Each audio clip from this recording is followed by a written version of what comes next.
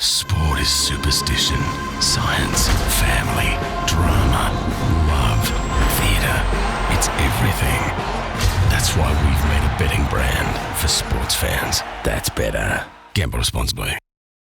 Welcome to Nothing But Net, and let's zero in on the early season powerhouses. James, the Bucks and the Suns are setting the pace. Can they keep it up? Can they, Dicko? Yes. Will they? Also, yes.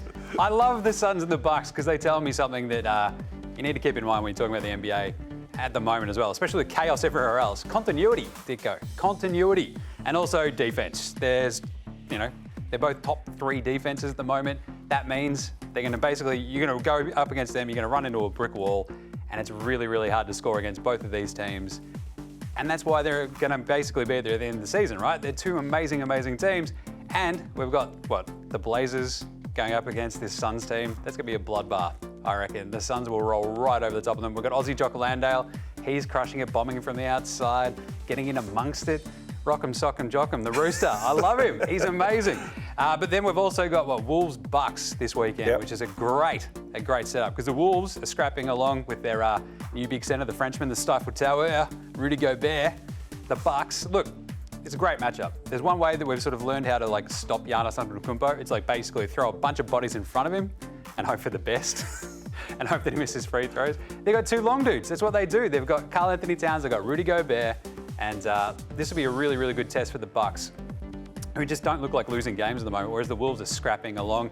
I'll take the Bucks in that one. I'll take the Suns against Portland, but they should be 2 ripper games from 2 really, really good teams who'll be there at the end of the season. All right, I like it. Now, I can't believe I'm saying this, James, but the Heat have needed a temperature check. They did beat the Warriors on Wednesday. Does this mean that they catch fire again? It could. I mean, will they catch fire, Dicko? Maybe. Will they? I don't know. The tricky part is the Heat, look, they've gone out west. They've lost a bunch of games. They've come home. They beat the Warriors. Happy days. They play Indy, though, this weekend. And they're a super exciting rookie, Benny Mathurin. We call him Benedict. I'll call him Benny. That's how I roll. Benny boy. He's got everything. I love this Indiana backcourt. Tyrese Halliburton, Benny Mathurin. There's just a little bit of excitement. They should be tanking, Dicko, but they're not. They're too good. They're too much fun. They're too young to tank. They just want to play. But look, this Heat team, we've sort of talked about it, how their entire vibe of defense, throw Jimmy Butler in front of everything else, hope for the best. Early season, early sticks, bit of a struggle. It will continue to be one. I reckon Indy can pop them here. I think this will be sort of a bit of a wake-up call for the Heat again. Indy, they've got that fire. I like them here. All right, now we love our Aussies flying the flag in the NBA. How good is Josh Green turning it up for the Mavs? Josh Green has been incredible for this Mavericks team. When they've thrown him out there, only good things have happened. I'll tell you what, Ben Simmons can learn a couple of things at the moment watching Josh Green play defense. It's like, that's how I used to move. Isn't that fun? But Greeny's been incredible. This Mavs team, though, is an absolute sort of hiding juggernaut because their offense is absolutely off the charts, led obviously by our man, Luka Doncic, out there dropping like a 38-8 every time he steps on the court. He's amazing. And if you're looking for some numbers there, that's the one to sort of roll with. But in terms of the way they've started their season, it's almost been too Luka-centric. He basically started off the season dropping, 6 straight 30-point games. No one's done that since Michael Jordan. It's incredible, but also worrying, right?